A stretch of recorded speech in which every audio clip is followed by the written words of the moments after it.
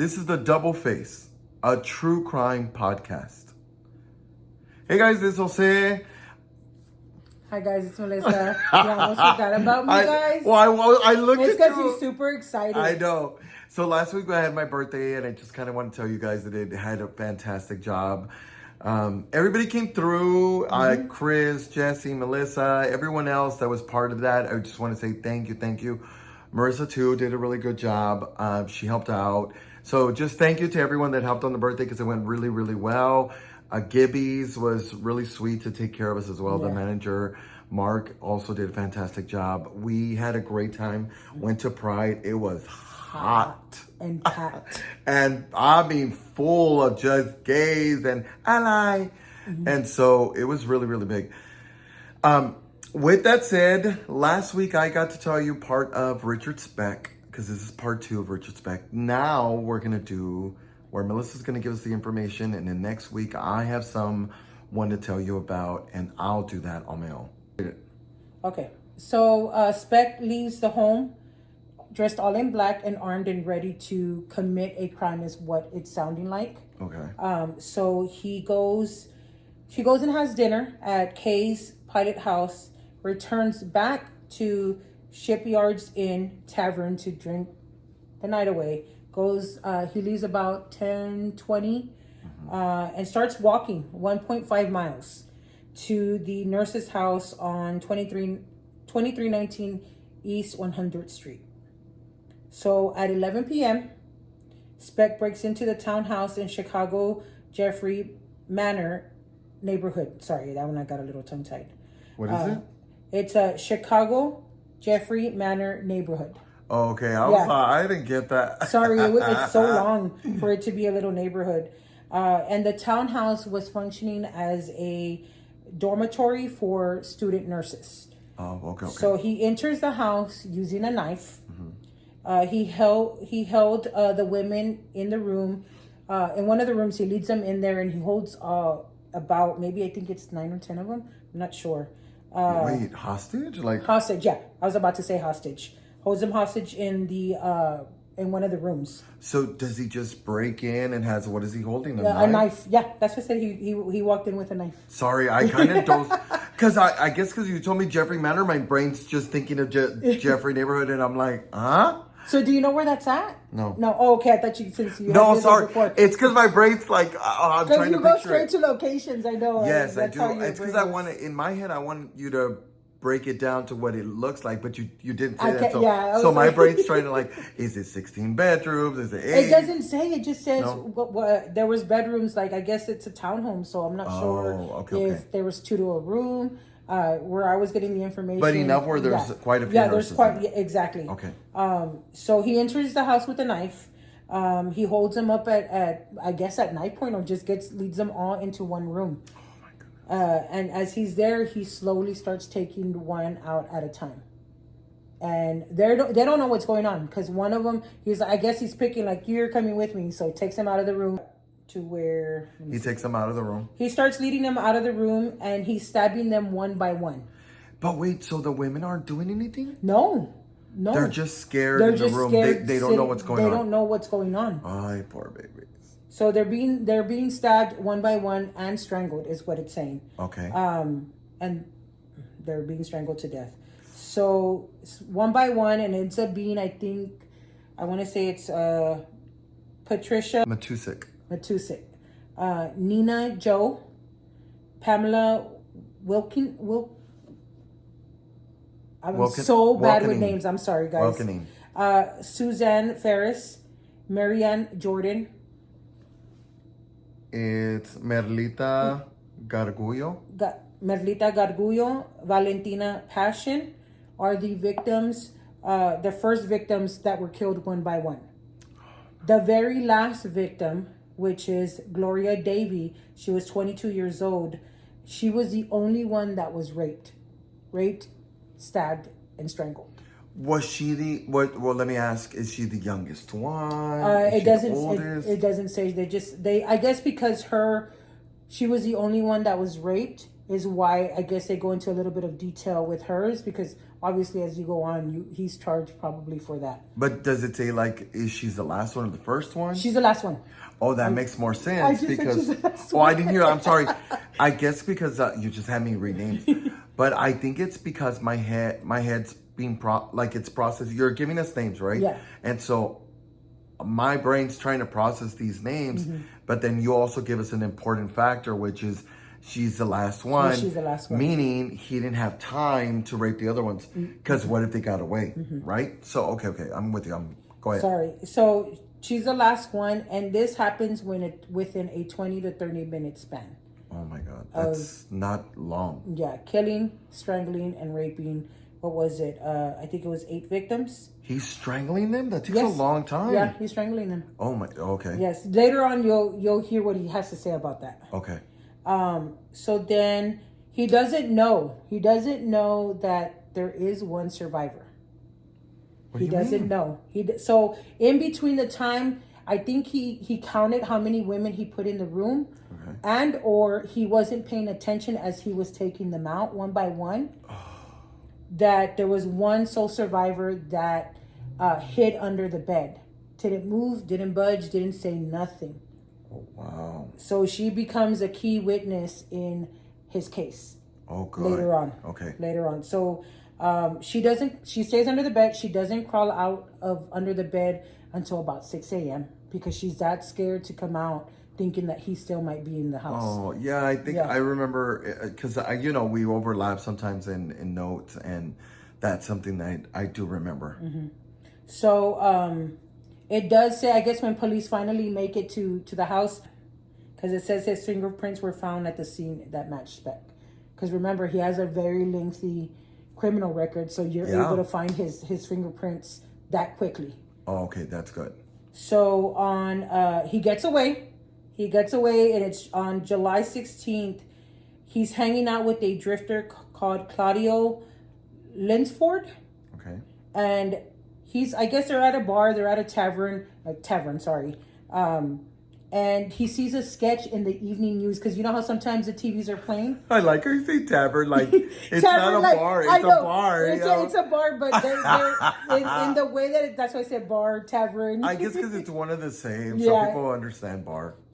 So they in the local news they put out a sketch for a person who's murdered these 8 women. Oh, okay. So he's at a bar, and the drifter's like, he looks familiar, and decides to call the cops. Shut up. Swear. His friend called. Oh, good. Well, it's a drifter, so it's not like They're not like they're best friends or They're something. not best friends. They're just hanging out. They just happen to be. Oh, good. You know, like we're gonna drink together, guys. Let's go have fun. Yeah.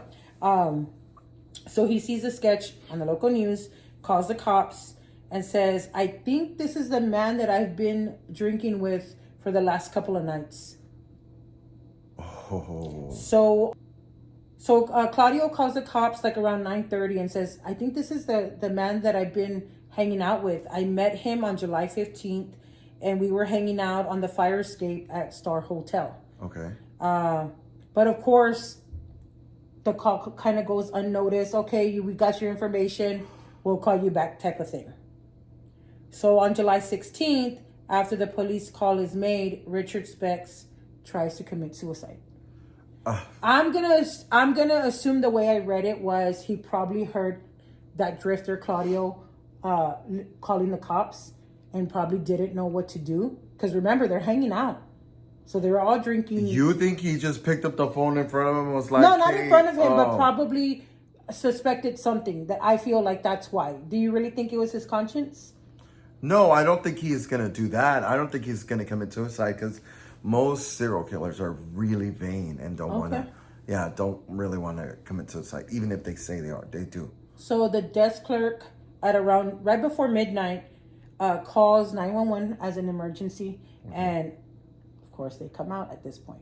Okay. So on July 17th, Speck is taken to Cook County Hospital. Yeah. And that's where he is recognized by Dr. Leroy Smith, the surgical resident physician. He read about the murders in the newspaper, and he recognizes that tattoo that you mentioned Oh, yeah. earlier on in part 1 where it says born to raise hell. Yes. And he calls out cops right away. Good. And Speck is finally arrested. Oh. So it didn't take that long. It took maybe a couple of days from the time that the it didn't take that long, but look how many women he murdered in that small time frame. Because in past times where they've in past cases that we've talked about, it's taken a while. Well, and this one's been and in the span of like you're talking about years and they've months, and so they're able to murder along the way. But Speck in one night was able to hit how many women? 8, 9, 7? Eight women. So that's intense. But for it to happen so quickly, because remember, we go back to all the crimes that were committed, and I feel like this one was easy for police to find kind of right away. Okay. Had they listened to the call the first time, they would have gotten him. So from July 29th, 1966 to February 13th, 1967, Speck is awaiting his trial. Okay. And in that time frame, he is to participate in twice-a-week sessions with a part-time Cook County jail psychiatrist. So at that point, he is diagnosed with depression, anxiety, guilt, and obsessive compulsive personality and Madonna prostitute, which I thought that was, I didn't know what that meant. What does it mean? When looking it up, it says the inability to maintain sexual arousal within a committed and loving relationship. Oh, like if he looks for a prostitute. Like he can't find sexual arousal from like what we would find in a relationship, in a mundane relationship. He needs to see it from somebody he sexualizes. Yes. Like somebody who this is so interesting. We're going to have to look that up because I feel like we're going to come across the Madonna thing over and over. That's so weird. I'm like, you think? I was like, I think there is because I've heard of this before. I've heard of what it's called, Madonna what? Madonna prostitute attitude. Well, it's Madonna prostitute attitude. So it's, I swear I've now heard it makes sense. Because when I was reading it and inputting some of the information, I was like, what is... Even reading the definition still didn't tie in until right now. Oh, okay. That I'm reading it back to you. I was like, oh, okay. Yeah, it makes more sense. That he's just not aroused by somebody day to day. He has to see it on like someone he just doesn't give two shits about. It's so weird. Yeah. I mean, I get it if you're having a constant, like, that's like so I weird. would like to from somebody who's in a relationship with me. Yeah, because at some point you do get tired of that. At least I think you do. Like where you're just no, where you're just it's a constant. The intimacy is not there. Correct. You know what I mean? So then with the psychiatrist that he's working with, which is Dr. Ziprin, they ask him not to testify, and the reason for the defense nor the prosecution. Why? Because it comes out later on that he's actually writing a book on Speck, and that's against, I guess, their practices when it comes to, because they're trying to create a case against this guy. Correct. So now it's just like, so you're doing it for your own personal gain. Correct, and it could be for money, and he could be lying. So it doesn't look. So of course he was fired. So everything that they diagnosed him with went out the window because of this doctor doing it for his own personal gain. But couldn't they get someone else? They probably could have, but I guess they decided not to because they probably, from what you continue reading, they had enough, to charge him for the murders. Okay. So on April 3rd, 1967, Speck's jury trial begins in Peoria, Illinois. Okay. And that's 3 hours southwest of Chicago. And the press has a gag order on this trial. Okay, good. Which obviously you can tell probably why. It's all over the news. And in this trial, so Speck is identified in the courtroom by the only student survivor that night.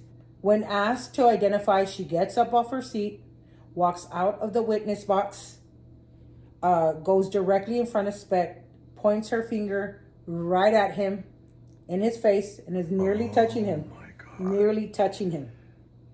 And says, "This is the man who killed my friends." Oh, that gave me goosebumps.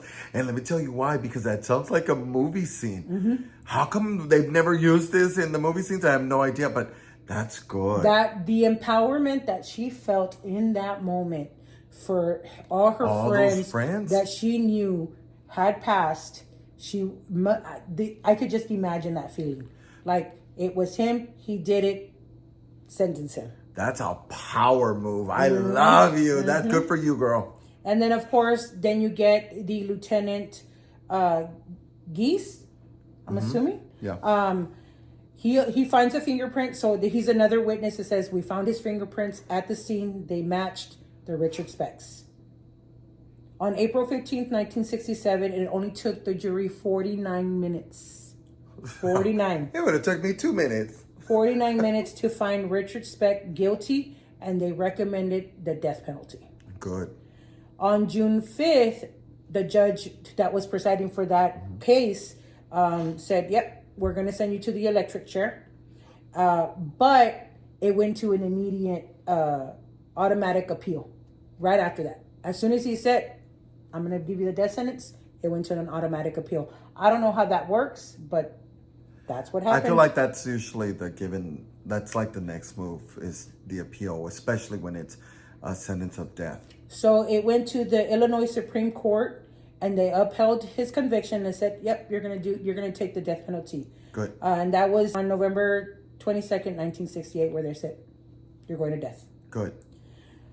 Of course, there's always a back and forth with this death penalty. So on June 28th, 1971, the U.S. Supreme Court said, "We're going to reverse the death penalty." Oh, shit. So I'm just like, here They we are took with it all the way to the Supreme Court? to the Supreme Court. That's huge. And of course, they said, reverse his death sentence, give him something else. Sentence. So, yeah, give him a different sentence. Goes back to Illinois Supreme Court for resentencing. So it's a back and forth for the next year. On November 21st, 1971, Judge Richard Fitzgerald resentenced Speck to 400 years to 1,200 years. So from 400 to 1,200. 1,200. Yes. He said, "You gonna die here, bitch. You gonna die here." But they decide to reduce it to 100 to 300 years. Oh, that's fine. That's absolutely fine. So I'm just like, oh my, you should have kept the 400 years. Just saying. I mean, it's a good, solid fucking number. Fuck I you. just wanted to see that, you were sentenced to 1,200 years. 12. I've never actually heard. I thought Me that was. neither. That's what when I saw that I number. thought that was a joke when I first saw that, and I was like, "There's no way." Nope. But it doesn't seem far-fetched. It doesn't seem enough, to be honest. I would be like, "You're dying? Okay, get up. You have 400 more years to go." But good for them. Good for them. Yeah, good for them. So, of course, Richard Speck, being Richard Speck, on September 15, 1976, he goes to his first parole hearing, and it is denied. The nerve. Guess how many times he tries after that? 12? He tries 6 more times and is denied every time. The last time he tries is 1990. He's like, "I give up. I'm never getting out." Yeah, you got 400 years, dumbass. I'm like, "No, you didn't do nothing." Not him wanting. Can you guys give me a little Please? leeway? It was just one night. Hijo, this motherfucker. When I read that, I was like, "You have to be kidding me. You tried another 6 times?" So in total, 7 times he was denied. Good. So Speck was incarcerated in Stateville Correctional Center in Crest Hill, Illinois. He was nicknamed the Birdman and was given that after he kept a pair of sparrows that flew into his cell. Okay. He was described as a loner, kept a collection of stamps, and enjoyed listening to music, as he is described. But he was not a model prisoner. He was often caught with drugs and distilled moonshine. Punishment was such an infraction to him that he never stopped, and he was like, "When am I going to get in trouble? I'm here for 1,200 years." Yeah, who cares? He's like, "Don't matter to me." Speck couldn't stand reporters and granted only one interview in 1978 to the Chicago Tribune columnist Bob Greene. During that interview, he publicly confessed to the murders. For the first time, he had said that he would. He said that he would get out of prison between now and the year 2000. He really thought he was going to get out. Idiot. In 1978, he thought he was going to get out. Mind you, he hadn't gone to his parole hearings just yet. Idiot. I was just like, what? The delusion, right? Like the grandeur of how he thought that, you know what? I'm only going to be here for about 4 years and I'm going to go out, pendejo. After all those murders? No, that's not how it works. It doesn't work out. Some people do. Yeah, that's what I was like, some people. He also stated that during the killings, he had no feelings. No feeling to what he was doing. He blacked out. Couldn't remember what happened the whole time that he was doing it. Okay. And I hate that they use that as like a excuse almost. And not to play devil's advocate, but I can imagine that during the intensity, because he hadn't committed murders prior to that, right? Mm-hmm. So this is his first and intense murders. I can see where part of him isn't available, right? Because he's doing whatever, but he's got to be present when he goes from one to the other, because he only did it in the span of like 20 something minutes to 30 minutes. Yeah, 20 to 30 so minutes. within that time span, it's next, next. So there's got to be something to where he's not maybe present. So I do think that there could be a possibility that, yeah, he did maybe black out for a few minutes. But then when he came to real quick because he knew the next girl had to go and the next girl and the next girl. So I think there's some truth to it. I just don't think there's a full truth. The interviewer asked him, well, how did you feel? He goes, I do feel sorry for the girls and their family. And for me, it's just like. Is that because of your parole hearings coming up? Exactly. He goes, it was just supposed to be a simple burglary. Simple? No, you know what you were doing. And this is him talking to America. I'm just like, Speck's final thoughts for the American people was, just tell them they can keep on hating me.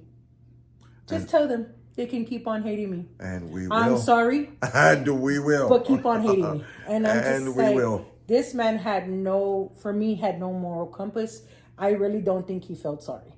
I don't think so either. If he felt sorry, in his dark, horrible way. But I honestly don't think there was like any empathy towards any of these women here. I don't think so either.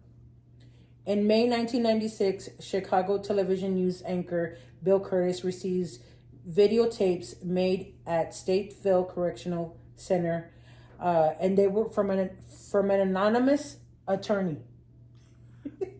Anonymous attorney. I was just like, what did it have? So it's showing them to the public for the first time before the Illinois state legislature. This is what they find.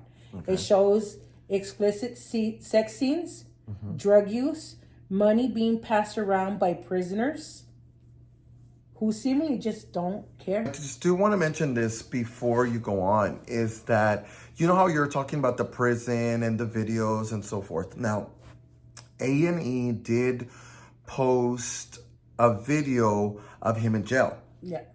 And they did notice that it almost seemed like he was enjoying his time, as you mentioned, right? That he was enjoying his time in prison, but a little too well. So one thing they didn't also tell you is that he also was taking hormone. Yeah, and so in those hormones, his body, the upper part of his breast area looked like women's breast. A little bit. I mean, it was in between, but they did look very feminine. Yeah, they were kind of shapy. And which was making himself even more attracted to the same sex. So it almost seemed like he was prostituting himself to, because as they were interviewing, or they're discussing, like having a conversation amongst each other, they ask him like, do you like black men? Yes. Well, he's fully clothed at first. He has his legs open and he's smoking his cigarette and he's just whatever.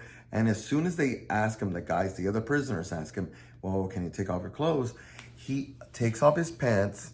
He's in his bottoms, takes off his shirt, and then he crosses his legs and is no longer has that masculine behavior that he just had 2 seconds ago. Now he's like, and he's caressing himself, and he's they said that he was I think that was his survival way, but... I was about to ask you, do you think it was survival, or do you think he was he was gay? I think it was, I don't know if he was gay. I think it was both. Mm-hmm. I don't know if I think he was smart enough to know, like, he's got to survive, but then also to these extremes to make your body look feminine. I don't know. He didn't have to do that. Not a lot of the other serial killers or any murderers that I've noticed, if they're going to take that part, they're just going to go to jail and that's it. Yeah.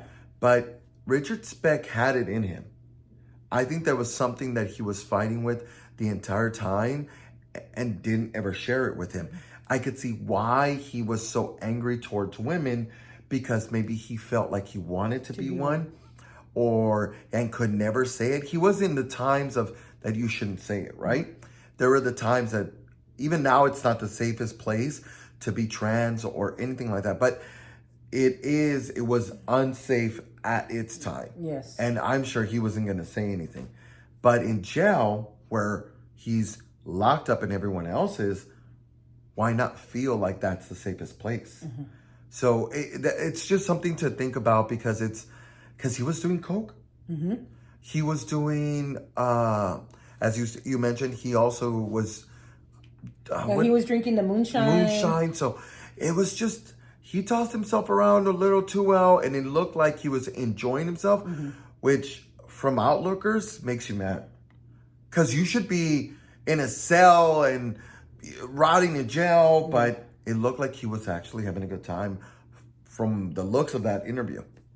But yeah, sorry. Have been? No, could he have been? Could he have not? But regardless, he wasn't suffering. Yeah. Because he was in survival mode, as they're saying. Or whatever, however they mention. You want to see it, yeah. Yeah. So from behind the camera, a prisoner asked Speck, if you had killed the nurses, Speck responds, sure I did. When asked if he kind of just shrugs and says, it just wasn't their night. It just wasn't their night. And this is why he deserves the 400 years. There are horrible human beings, and he's one of them that I think just needs to rot in hell and jail, whichever you believe in. But jail seems to be the right fit for this person. Exactly. I was just like the disconnect that you have, the audacity to be like, it just wasn't their night. Even so, I think with that, it's a fitting and appropriate turn for what happened. I'm glad he got caught.